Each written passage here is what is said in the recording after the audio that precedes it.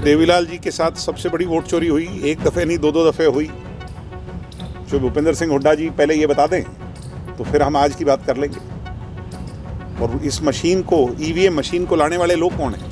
कांग्रेस के लोग हैं। तो देश में इसका इम्प्लीमेंटेशन कांग्रेस ने किया, अब कांग्रेस इसे हटाना चाहती है तो समझ से परे है। कांग्रेस को ज़रूर पता होगा जब वो लेकर के आ रहे होंगे कि टेक्निकली इसमें क्या ग्लिच किया जा सकता है, कैसे इसको मैनिपुलेट किया जा सकता है, कैसे वोट चोरी की जा सकती है। और वोट चोरी अगर वोट काट करके हो रही है, एसआईआर लागू कर करके हो रही है, तो एसआईआर तो हरियाणा में लागू होना चाहिए, क्योंकि सबसे ज़्यादा बाहर के बाशिंदे जो आकर के काम कर रहे हैं वो हरियाणा में कर रहे हैं। सभी पत्रकार बंधुओं का तहे दिल से स्वागत, अभिनंदन। आप सब परिचित हो, आने वाली 7 तारीख को जुलाना के अंदर जननायक जनता पार्टी अपना 8वां स्थापना दिवस बहुत ही धूमधाम से, हर्षोल्लास से एक त्यौहार के तौर पर मनाने जा रही है। वो पौधा जो हरियाणा के लाखों देश प्रेमियों ने पांडु पंडारा जींद में जाकर के लगाया था, पिछले लगभग 8 वर्षों में उसे लोगों ने सींचने का काम किया। हालात परिस्थितियां कैसे भी रही हों, लाखों कार्यकर्ताओं की बड़ी फौज ने पार्टी को अपनी मां मान करके उसकी सेवा की। अब वो एक बड़ा वटवृक्ष के रूप में आगे बढ़ रहा है। स्वर्गीय चौधरी देवीलाल जी की जो नीतियां हैं, उनकी जो विचारधारा है, उस पे चल करके हरियाणा के जनमानस की सेवा, प्रोग्रेसिव हरियाणा, गरीब किसान और मजदूर की सोच का हरियाणा, सोशलिस्ट सेक्युलर हरियाणा बने, इसके लिए सदैव हम प्रयासरत रहे हैं। अब हम अपनी 8वीं वर्षगांठ जब मनाने जा रहे हैं तो जुलाना जो हरियाणा का केंद्र बिंदु है, सेंटर पॉइंट है, उसमें बड़ी रैली का आयोजन किया गया है। लाखों लोग प्रदेश के, जैसा मैंने कहा, हर्षोल्लास धूमधाम से इस फेस्टिव को मनाएंगे, इस त्यौहार को मनाएंगे।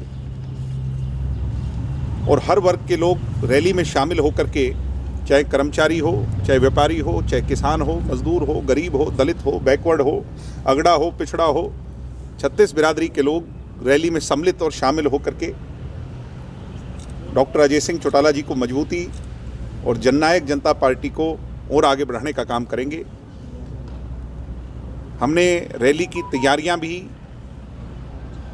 जैसा मैंने 2 दिन पहले पोस्ट शेयर की थी, मीडिया से रूबरू होते हुए कहा था, अमूमन राजनीतिक दल जो है वो टिन शेड के नीचे रैलियां करते हैं, पंडाल में रैलियां करते हैं, टेंट लगा करके रैलियां करते हैं। जननायक जनता पार्टी का ये ध्येय रहा है कि हम नीले आसमान के नीचे लाखों लोगों की भीड़ एकजुट कर करके सिरों की गिनती से अपनी ताकत की पैमाइश करें। और मुझे उम्मीद है कि इस बार हम अपनी पैमाइश में अपने ही रिकॉर्ड स्वयं तोड़ेंगे। जो जींद में पांडु पंडारा की रैली का रिकॉर्ड था, वो जींद में जुलाना में टूटेगा, ऐसा मुझे पूरा विश्वास है। तैयारियां पूरी कर ली गई हैं। बहुत बड़ा मंच, डबल डेकर मंच इस बार लगाया गया है। कलाकारों की प्रस्तुति के लिए अलग मंच है, मीडिया की प्रस्तुति के लिए अलग मंच है, और लाखों लोगों के बैठने की अच्छी व्यवस्था की गई है। सत्ता में रहते हुए 4.25 साल में जो हमने अच्छे काम किए हैं, उसका वर्णन एक पैम्फलेट के जरिए हर व्यक्ति तक पहुंचाने की फैसिलिटी है। पार्टी का बैंड हर व्यक्ति के हाथ में पहुंचे, उसके लिए वहां फैसिलिटेट किया गया है। और बहुत सी ऐसी चीज़ें हैं जो शायद आपको रैलियों में देखने को नहीं मिलती, मगर वहां पर जब आप आएंगे तो आपको इस बात का इल्म होगा कि जननायक जनता पार्टी अपने इस त्यौहार को कितनी खुशी से मनाती है। बहुत से लोग, नए लोग जो पार्टी की विचारधारा से छिटक करके इधर उधर चले गए थे, समय बलवान होता है, समय रहते उन लोगों से जब संपर्क किया, 7 तारीख को जुलाना में होने वाली रैली में बड़ी ज्वाइनिंग होगी।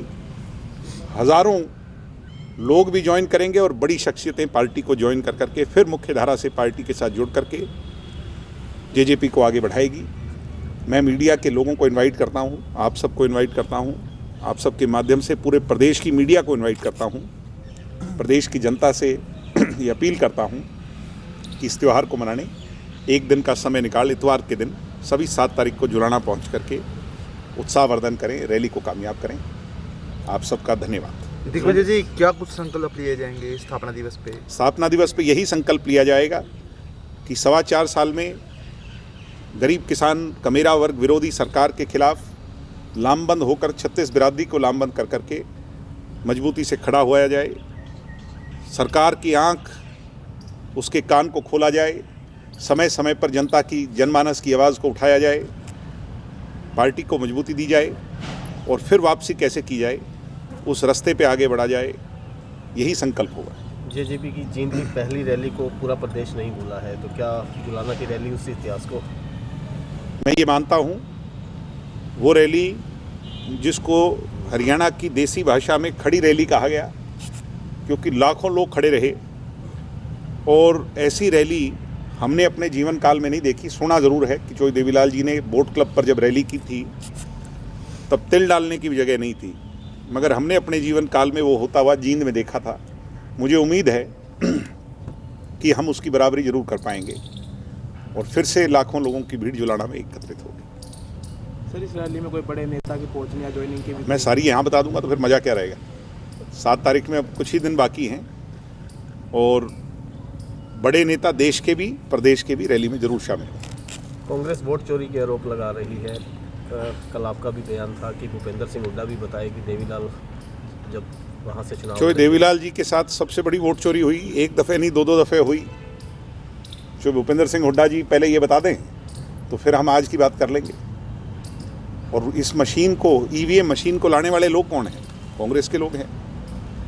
तो देश में इसका इम्प्लीमेंटेशन कांग्रेस ने किया, अब कांग्रेस इसे हटाना चाहती है तो समझ से परे है। कांग्रेस को ज़रूर पता होगा जब वो लेकर के आ रहे होंगे कि टेक्निकली इसमें क्या ग्लिच किया जा सकता है, कैसे इसको मैनिपुलेट किया जा सकता है, कैसे वोट चोरी की जा सकती है। और वोट चोरी अगर वोट काट करके हो रही है, SIR लागू कर करके हो रही है, तो SIR तो हरियाणा में लागू होना चाहिए, क्योंकि सबसे ज़्यादा बाहर के बाशिंदे जो आकर के काम कर रहे हैं वो हरियाणा में कर रहे हैं। अब बिहार से तो लोग जाते हैं, बिहार में कोई जाकर काम नहीं करता, बिहार में इंडस्ट्रीज़ नहीं है, बिहार में SIR कराने का तो कोई औचित्य ही नहीं। तो हाँ, ये बात ज़रूर है कि सरकार की नीयत में खोट है। इस बार भी हरियाणा में SIR को छोड़ दिया गया, एग्जेम्प्ट कर दिया गया, जबकि SIR तो सबसे पहले गुड़गांव जैसे क्षेत्रों में होना चाहिए, बहादुरगढ़ में होना चाहिए, मानेसर में होना चाहिए, हरियाणा में होना चाहिए, जहाँ बड़ी संख्या में बाहर के लोग रह रहे हैं। तो पता लग जाए रोहिंग्या कौन है, देश की ताकतों के खिलाफ कौन लड़ रहे हैं, कौन यहाँ पर हैं, पता चल जाएगा। मगर वो करना नहीं चाहते, क्योंकि इनको इस बात का इल्म है बीजेपी वालों को कि हरियाणा में जो बाहर का बाशिंदा है वो बीजेपी को वोट डालता है और वो डिफरेंस क्रिएट कर देता है हार और जीत का। तो बीजेपी उसको नहीं छेड़ना चाहती। ये बहुत सोची समझी गहरी साजिश है। तो किन किन मुद्दों पर खास फोकस रहने वाला है पार्टी? मुद्दे तो आज युवाओं से जुड़े तो CET का मुद्दा है, HTAT का मुद्दा है, MDU के अंदर जो NAC उसकी ग्रेडेशन का मुद्दा है वो छीन ली गई है। आज बेरोज़गारी का 2 लाख नौकरियों का मुद्दा है, HKRN का मुद्दा है, कितने गिनवाऊँ, किसानों को DAP की खाद का मुद्दा है। कल मैं पढ़ रहा था कि चाइना ने सप्लाई फिर बंद कर दी है, तो आने वाले समय में ये किल्लत बहुत ज़्यादा बढ़ जाएगी। आज मुद्दा है किसान की खरीद का, मंडियों के अंदर सही व्यवस्था का। आज बुज़ुर्गों की पेंशन काटी जा रही है इनकम के नाम पर, बड़ा मुद्दा है। तो इतने मुद्दे हैं, दलित विरोधी, किसान विरोधी, बैकवर्ड विरोधी, जिसकी हम चर्चा करें तो बहुत लंबा अरसा लग जाएगा। इन्हीं मुद्दों को लेकर अगर बात करें बीजेपी की, क्या लगता है कि उसका वोट बैंक भी कम हो रहा है? बीजेपी का एक ही एजेंडा है, हिंदू मुसलमान भाईचारे को बिगाड़ी।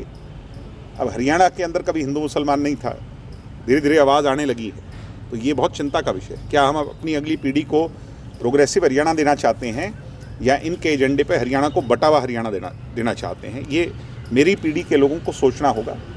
ये जो हरियाणा में बाबा टाइप ऑफ लोग घूम रहे हैं, पैदल यात्राएं करते, क्या ये हरियाणा का फ़ायदा करेंगे? ये भी हमने सोचना है।